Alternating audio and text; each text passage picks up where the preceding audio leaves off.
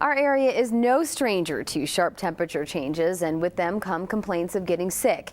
And this week's Health Watch, News Channel 10's Michelle Langowski sits down with a local doctor to see if there's any connection between colds and climate.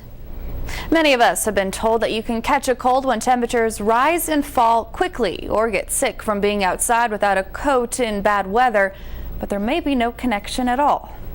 You may remember just this week we saw temperatures in the 80s drop to the 30s and 40s in a day.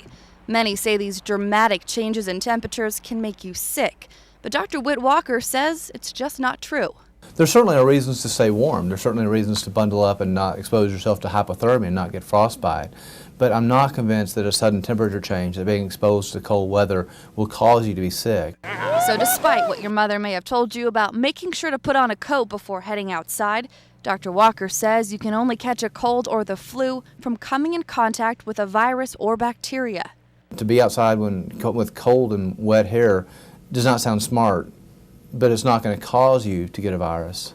The virus is going to cause you to be sick. So why do we tend to get sick more in the cold winter months? The answer may be in the company we share. When cold weather occurs, people go from being outside when they're relatively farther apart to being indoors where they're relatively closer.